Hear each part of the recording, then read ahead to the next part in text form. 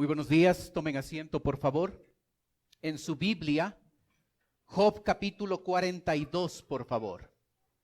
Job capítulo 42, empezamos en el versículo 7, por favor.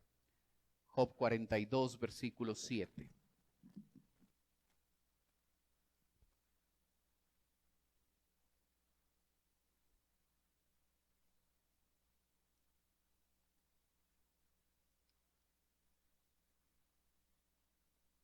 Job 42, versículo 7. La Biblia dice: Y aconteció que después que habló Jehová estas palabras a Job, Jehová dijo a Elifaz temanita: Mi ira se encendió contra ti y tus dos compañeros, porque no habéis hablado de mí lo recto como mi siervo Job. Ahora pues, tomaos 7 becerros y 7 carneros, e id a mi siervo Job, y ofreced holocausto por vosotros. Y mi siervo Job orará por vosotros, porque de cierto a él atenderé para no trataros afrentosamente. Por cuanto no habéis hablado de mí con rectitud, como mi siervo Job. Fueron pues Elifaz temanita, Bildad suita y Zophar naamatita, e hicieron como Jehová les dijo. Y Jehová aceptó la oración de Job, y quitó Jehová la aflicción de Job, cuando él hubo orado por sus amigos, y aumentó al doble todas las cosas que habían sido de Job. ¿Sabe? La semana anterior hablamos de la restauración en la relación que Job mantenía con Dios. Dios y Job tenían una relación correcta. Dios ha reconocido que Job es un hombre de integridad, un hombre que camina en santidad. Pero eso no significa que Job no haya tenido áreas y pecados que debía cambiar, debían ser transformadas. Aprendimos que Job tenía un problema de orgullo y un problema de rebeldía. Y observamos cómo este hombre reconoció esto, se humilló delante de Dios y aceptó que él había hablado de más al inculparle a Dios por las cosas difíciles que le estaba sucediendo. Aprendimos la semana pasada cómo la relación vertical de Dios y Job se llegó a restaurar. Y ahora es interesante cómo antes de bendecir la vida de Job, hace falta una restauración horizontal entre Job y sus 3 amigos. Hermano, aquí hay un concepto súper importante. Se arregla mi relación vertical. Se soluciona mi relación horizontal con el prójimo. Y solo cuando esas dos cosas suceden, Dios le bendice a Job. ¿Lo observó? Y quitó Jehová la aflicción de Job cuando él hubo orado por sus amigos. Dios quitó esa enfermedad y todas las cosas negativas que habían en la vida de Job solamente después de que esa relación vertical con Dios fue restaurada y esa relación horizontal con estos 3 amigos fue resuelto. Nosotros podemos estancar la bendición de Dios cuando mantenemos un pecado no confesado, una relación vertical con Dios incorrecta o una relación horizontal con el prójimo defectuosa, dañada. En estos pocos versículos, el texto se concentra en mostrarnos cómo resolver un problema con el prójimo. Hay 3 amigos que tienen una relación incorrecta con Job y Dios va a resolverlo. Pero sabe, hay un hecho significativo y es que cuando nosotros tratamos de resolver problemas que tenemos con otros, usualmente usamos nuestro criterio a la hora de resolver. Nuestra experiencia, nuestro punto de vista, nuestro buen juicio a la hora de determinar quién es culpable, quién hizo qué es lo que yo debo hacer, cuál es mi responsabilidad, cuál es tu responsabilidad. Usamos nuestro conocimiento y nuestras ideas y buen juicio a la hora de resolver un problema. Y sabe, yo le sugiero un camino distinto, un método diferente. ¿Qué tal si usamos el criterio de Dios para llegar a resolver los problemas que nosotros podemos mantener con nuestro prójimo?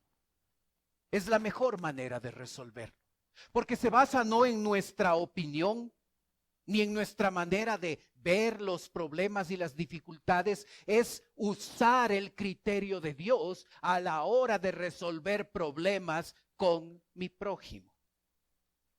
Observe cómo se hace. Versículo 7 nos habla del carácter de Dios. Y aconteció que después que habló Jehová estas palabras a Job, Jehová dijo a Elifaz temanita: mi ira se encendió contra ti y tus dos compañeros, porque no habéis hablado de mí lo recto como mi siervo Job. Mi ira. ¿Sabe? En la Biblia, en ningún lado se muestra que la ira, el enojo, es pecado. La ira no es incongruente con la espiritualidad. Es decir, cuando me enojo no estoy pecando. Cuando llego a tener un arranque de ira, no estoy pecando. La ira, el enojo no es pecado. Sí es importante una advertencia. Y el texto que ve en la pantalla nos lo da. Airaos, pero no pequéis. No se ponga el sol sobre vuestro enojo, ni deis lugar al diablo. Cuando la ira sale de control, puede convertirse en un pecado. Cuando permito que pasen más de 24 horas antes de resolver un problema con mi prójimo, Satanás se aprovecha de eso, le doy lugar a él, le doy la oportunidad que él se aproveche de esa situación y entonces esa ira, ese enojo no pecaminoso puede convertirse en un problema en mi vida. El Señor Jesucristo, cuando llegó al templo, hizo esto 2 veces en su ministerio. Encontró que el templo estaba siendo usado para un objetivo distinto. Y en un arranque de ira, tomó una cuerda, volcó bancas y mesas de los cambistas que daban un servicio en el templo. La ira de Dios se manifestó en contra del pecado. Hermano, en una sociedad donde en un concepto equivocado acerca del respeto, se nos enseña que debemos ser tolerantes con el pecado de otros. La Biblia nos enseña que nosotros debemos ser intolerantes con el pecado, empezando por nosotros. Si no te molesta el pecado en tu vida, hay un problema espiritual. Si no nos llega a incomodar el pecado que nosotros cometemos y llega a ser algo liviano, hay un problema espiritual.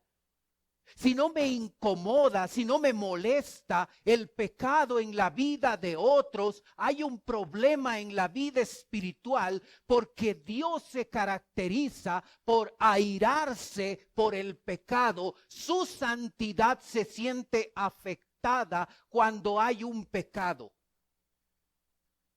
Y nosotros, como seguidores de Cristo, deberíamos experimentar lo mismo. Debe incomodarnos el pecado en nuestra vida. Debe hacernos enojar el pecado que nosotros mismos cometemos. Debe molestarnos el pecado en la vida de otros. La ira es la justa indignación por el pecado. No por una opinión diferente. Tú y yo podemos pensar diferente en cuanto a un montón de cosas. Y debemos tener la paciencia y el amor para saber soportar nuestras diferencias. Pero cuando se trata del pecado, cuando la vida espiritual está bien, esa justa indignación por el pecado, a eso llamamos ira. La ira es la justa indignación por el pecado. ¿Sabes? El versículo 17, el versículo 7, en casi su última frase dice: mi ira se encendió contra ti y tus dos compañeros. ¿Observas el enfoque de la ira? Mi ira se encendió contra ti y tus dos compañeros. Una de las grandes diferencias que existe al expresar nosotros nuestro enojo o nuestra ira con otros es que todos pagan los platos rotos cuando nosotros nos enojamos. El que se equivocó y el que no se equivocó. Todos chupan cuando estoy enojado. Y es importante darnos cuenta que Dios enfoca hacia los culpables, hacia estos tres amigos que habían pecado contra él, hacia ellos, contra ellos se enoja. Con nadie más. Solo ellos. Contra ti y tus dos amigos se encendió mi ira. Y cuando nosotros justamente nos encendemos en ira, debemos darnos cuenta que una ira justa es una ira que se enfoca en el culpable, en el responsable. Y los demás no necesitan, no deben pagar los platos rotos porque estoy enojado, estoy airado. ¿Qué produce ira en Dios? ¿Cuál es la razón de la ira de Dios? En su última frase, el versículo 7 nos dice: porque no habéis hablado de mí lo recto como mi siervo Job. ¿Sabes? Estos tres amigos han hablado a lo largo de todos estos meses que hemos estudiado el libro de Job.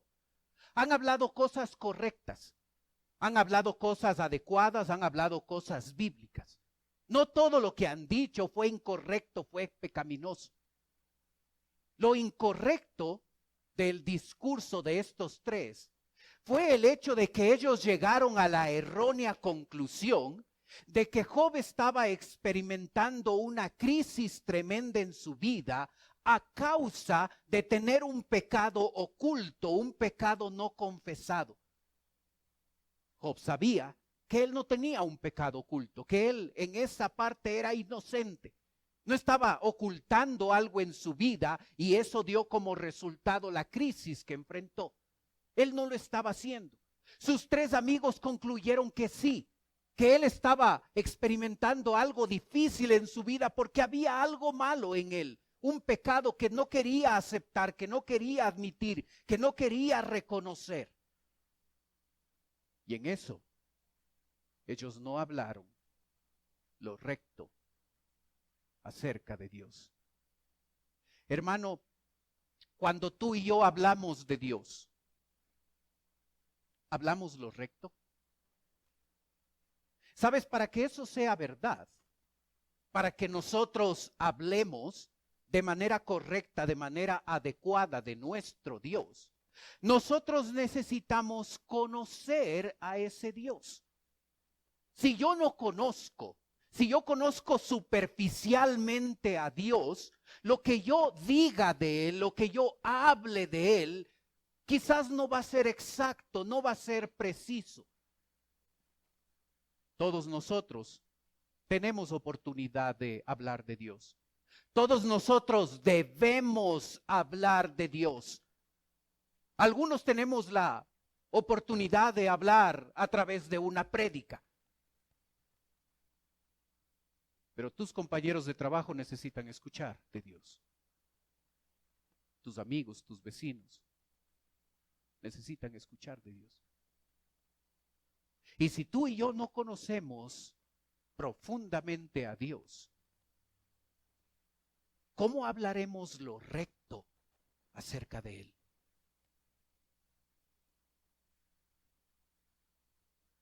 ¿Estamos dedicando tiempo para conocer la palabra de Dios? ¿O debemos solamente de la enseñanza del pastor el día domingo? Estamos aprendiendo cada día de las Escrituras para hablar con precisión, con rectitud acerca de Dios.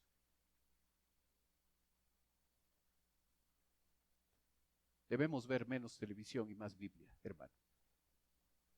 Debemos ver menos redes sociales y más Biblia. Debemos dar la importancia que tiene Dios. Debemos aprovechar la bendición que tenemos como iglesia de tener un instituto bíblico donde tú puedes profundizar tu conocimiento de la palabra de Dios, y a la hora que nosotros compartamos de Dios en una simple conversación con un compañero de trabajo, que nosotros podamos hacerlo con rectitud, con precisión, con exactitud, que nosotros no caigamos en el pecado que cayeron estos tres amigos de hablar de manera no recta acerca de Dios.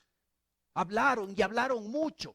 Y expresaron en muchos capítulos del libro de Job sus ideas, sus conceptos teológicos, pero Dios les dice a ellos: porque no habéis hablado de mí lo recto, como mi siervo Job.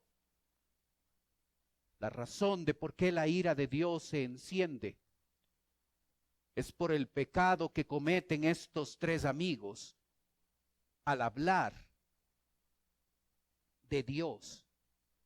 Algo incorrecto, algo inexacto. Hablaron de un Dios castigador y hablaron a Job diciéndole: Dios está castigando tu pecado, confiesa ese pecado oculto, Dios está castigando. Y se olvidaron que Dios no solo es un Dios que castiga el pecado, es un Dios de misericordia, de gracia.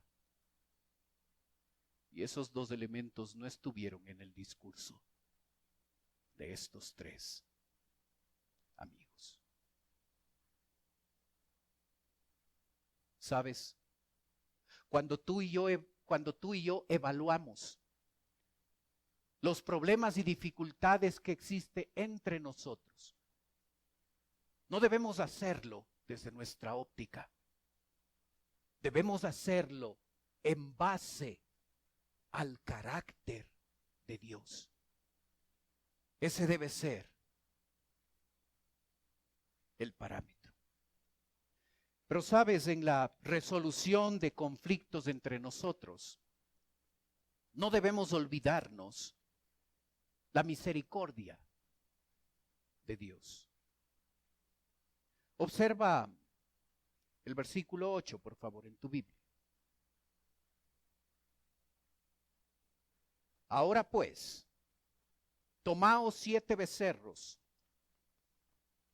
y 7 carneros, e id a mi siervo Job y ofrecer holocausto por vosotros, Y mi siervo Job orará por vosotros, porque de cierto a él atenderé para no trataros afrentosamente.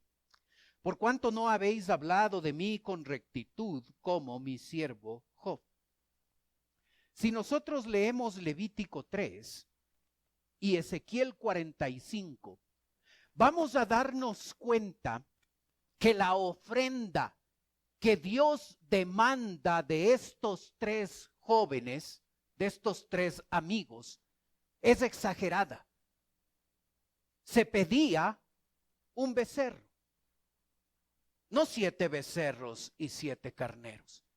Y la exigencia de Dios de este sacrificio tan grande, 7 becerros y 7 carneros, está establecido aquí para mostrarnos que lo que ellos habían hecho al hablar de manera no recta acerca de Dios era un pecado grave.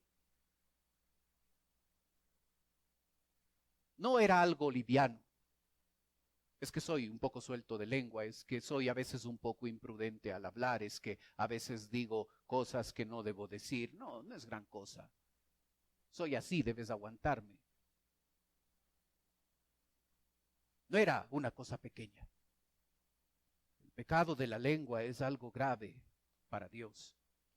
Y el hablar no rectamente acerca de Dios es un pecado grave, y Dios les exige a estos tres que traigan un sacrificio mucho más grande del que se esperaba para que ellos se den cuenta de la gravedad de su pecado. 7 becerros y 7 carneros. Para Dios mostrar misericordia, se necesita de un sacrificio.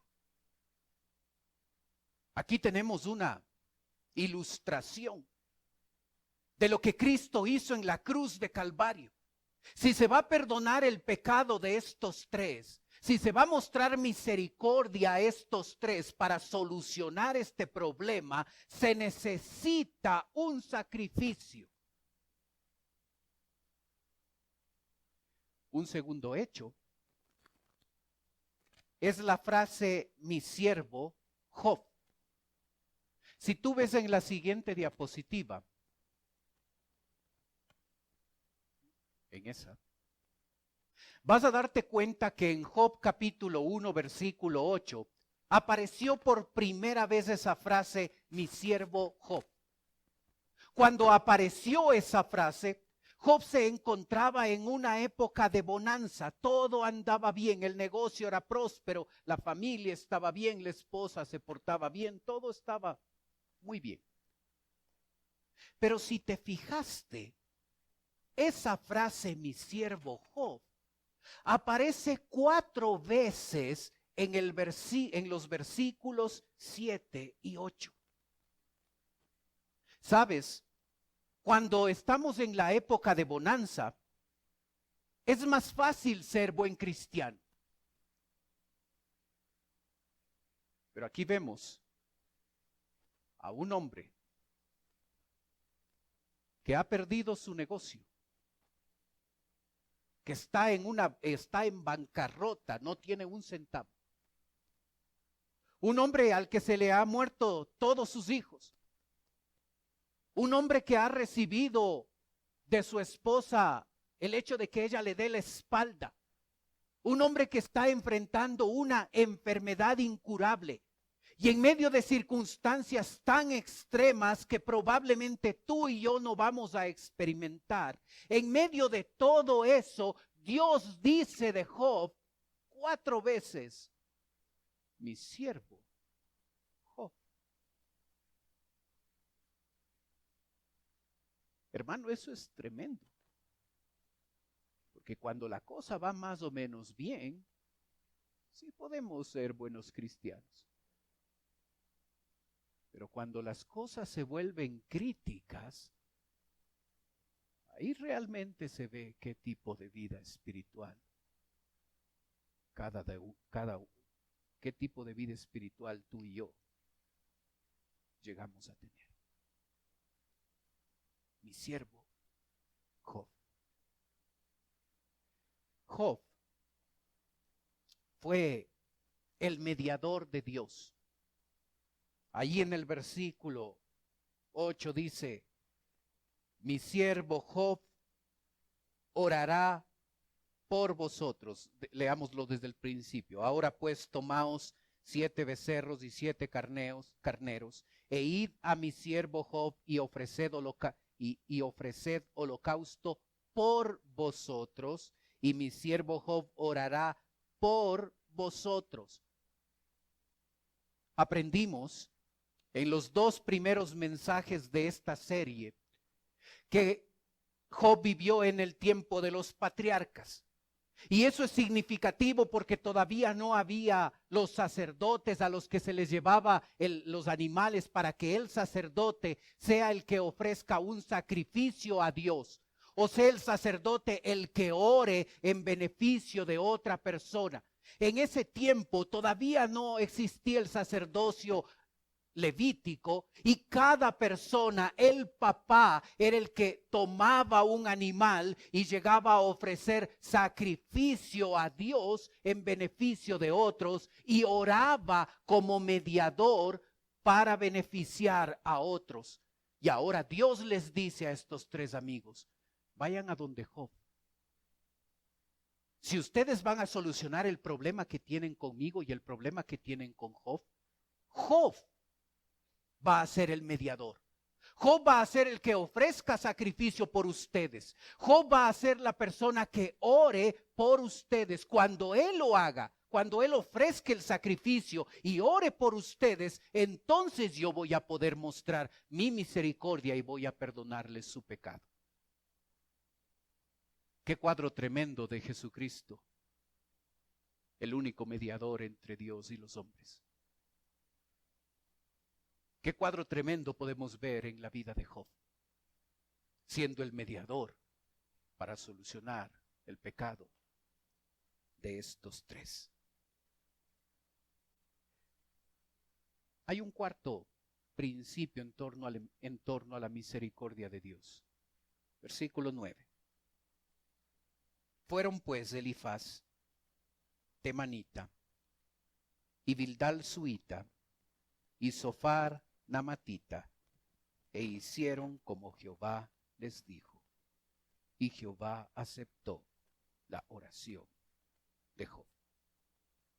¿Observas una característica correcta y positiva en la vida de estos 3 amigos? Dios ya les dijo cuál era el procedimiento, qué es lo que debían ellos hacer. Y estos 3, dice el texto, hicieron como Jehová les dijo. Algo a favor de estos 3 es que obedecieron.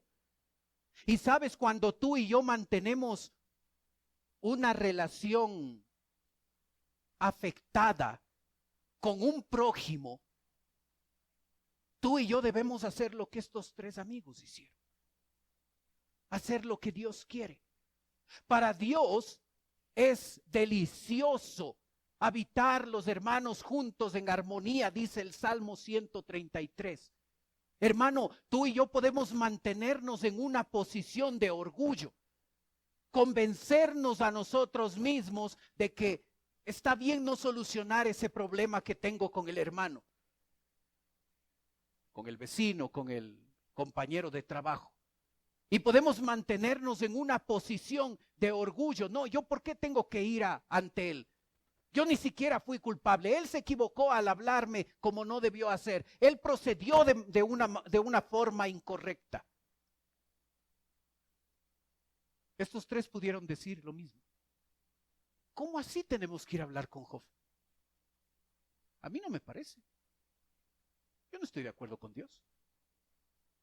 ¿Por qué? Lo que nosotros le dijimos estaba muy bien. Este es un pecador que oculta un pecado en su vida. Por eso le está pasando todo lo que le pasa. ¿Cómo así tengo que ir a solucionar este problema? Y estos 3 hicieron como Jehová les dijo. ¿Estás tú dispuesto a hacer lo que Jehová te dice en torno a tu relación, a nuestras relaciones con nuestro prójimo. Si vienes al altar y te acuerdas que tu hermano tiene algo contra ti, deja allí tu ofrenda delante del altar. Reconcíliate primero con tu hermano y entonces ven y presenta tu ofrenda, dijo Jesucristo en Mateo 5.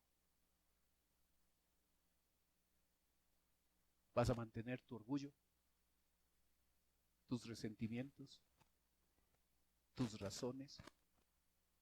¿O vamos a llegar a obedecer a Dios y ponernos bien con nuestro prójimo? ¿Sabes? En esta parte del perdón,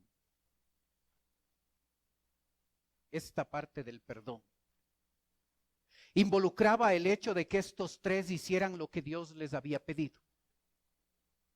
Pero no solo Dios había dispuesto cierto parámetro. Job debía cumplir con algo. Job debía orar por esos tres amigos. ¿Qué tal si Job respondía de manera diferente? ¿Qué tal si los tres amigos venían y le decían, ¿sabes qué? Dios nos ha dicho que tú tienes que darnos ofreciendo un sacrificio y orar por nosotros, porque cuando tú hagas esas dos cosas, entonces Dios nos va a perdonar y otra vez vamos a estar bien contigo. ¿Qué tal si Job reaccionaba distinto? ¿Cómo así? ¿Cómo así yo voy a hacer eso por ustedes? Ahora que necesitan de mí, entonces vienen buenitos, con una sonrisa, con una buena disposición. Ahora que necesitan que yo ofrezca un sacrificio, que yo ore por ustedes para que se solucione su problema, ahora sí acuden a mí. ¿Cómo así? Y sabes, Job pudo aprovecharse de la situación y pudo negarse a ofrecer ese sacrificio y a orar por ellos. Qué tremendo siervo de Dios. Le criticaron. Muchos capítulos, muchas palabras le criticaron fuertemente. Job era la víctima. Y este hombre, cuando estos tres se acercan para solucionar ese pecado, este hombre está dispuesto, tiene misericordia de Dios, va a llegar a otorgarles también perdón, porque sabe que a Dios le agrada que nosotros estemos bien con nuestro prójimo.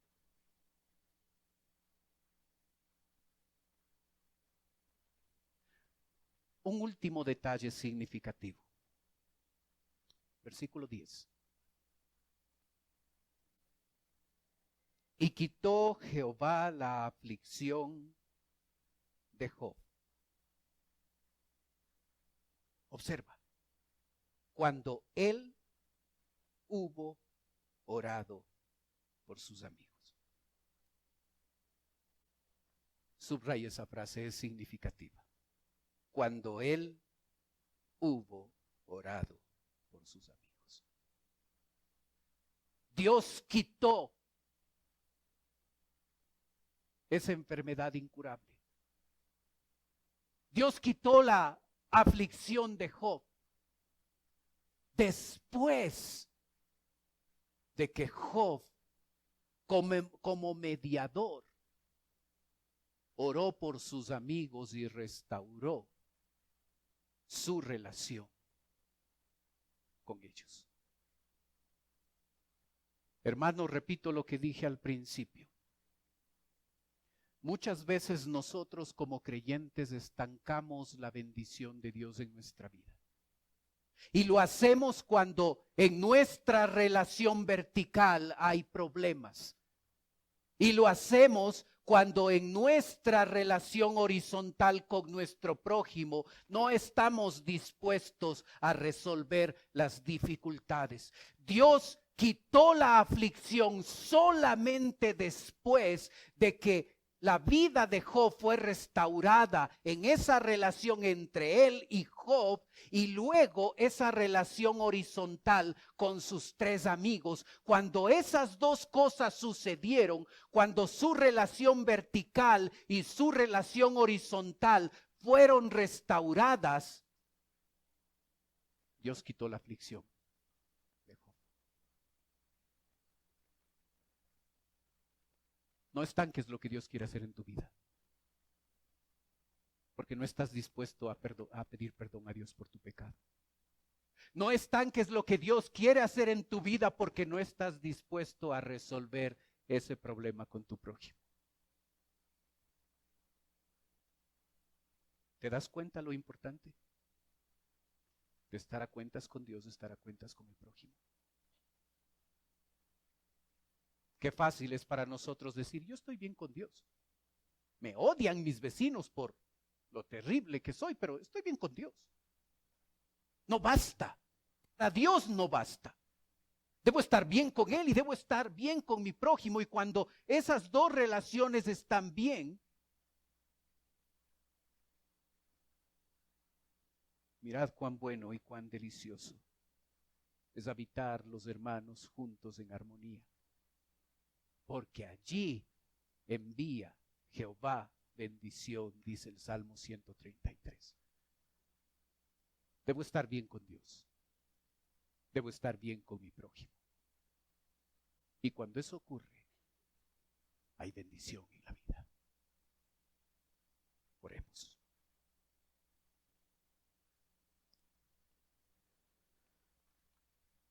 Padre Celestial, gracias, Señor, por tu palabra. Gracias por la enseñanza que obtenemos de ti. Ayúdanos a la hora de resolver nuestros problemas interpersonales, a no resolverlos basados en nuestra lógica, en nuestro criterio, en nuestra experiencia, en nuestro punto de vista. Ayúdanos a utilizar este modelo que observamos en estos pocos versículos del libro de Job. Ayúdanos a darnos cuenta que la relación debe ser enfrentada. Que si hay pecado hay que solucionarlo. Y que debemos estar dispuestos a perdonar, a pedir perdón. Ayúdanos a estar bien contigo, a estar bien con el prójimo.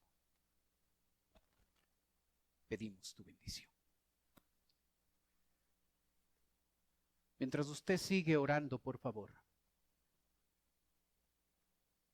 Puede ser que esta mañana nos está visitando alguien por primera vez. Y si ese es su caso, y usted quiere permitirnos orar por usted, mientras los demás tienen sus ojos cerrados, usted puede levantar un ratito su mano. Con eso me está diciendo, pastor, vengo por primera vez, ore por mí. ¿Hay alguien así esta mañana?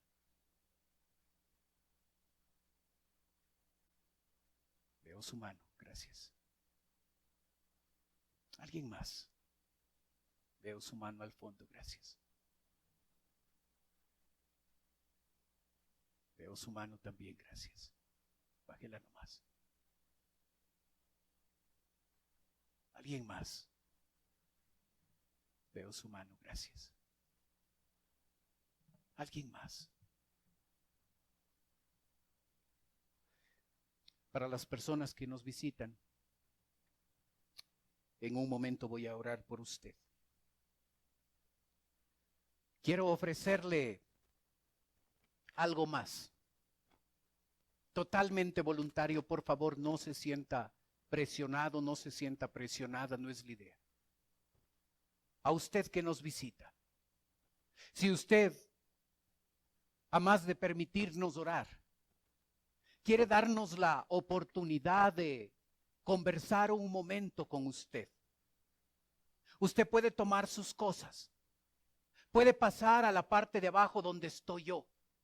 Los demás tienen sus ojos cerrados para que no le dé recelo, no le dé vergüenza de pasar. Pero si desea darnos la bendición de poder conversar con usted un ratito, con toda confianza, venga, pase, permítanos hablar con usted.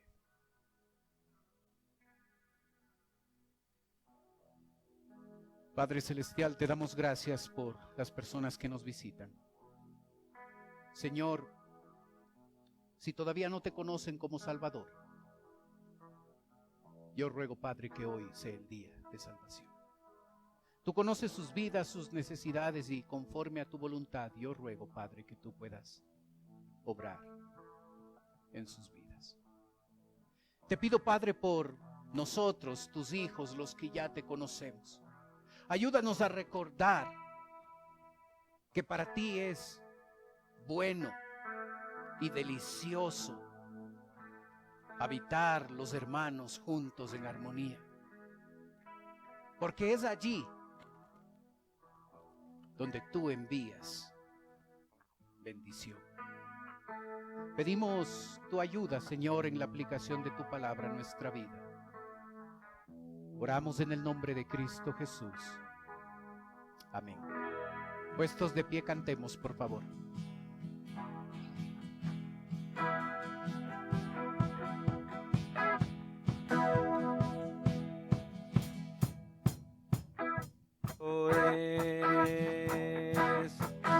Mirad cuán bueno y cuán delicioso es. Mirad cuán bueno. Mirad cuán bueno y cuán delicioso es. Mirad cuán bueno y cuán delicioso es. Habitad los hermanos juntos en armonía,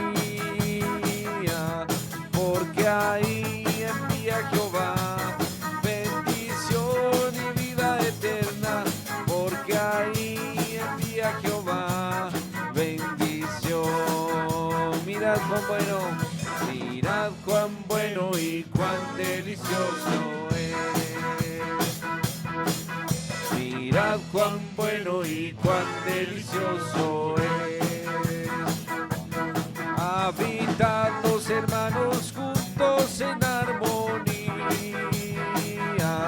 porque allí envía Jehová bendición y vida eterna, porque ahí envía Jehová bendición, porque ahí envía Jehová bendición y vida eterna, porque ahí envía Jehová bendición. Mirad cuán bueno y cuán delicioso es. Amén. Si pon la siguiente diapositiva, por favor, de la música. Observa la palabra armonía.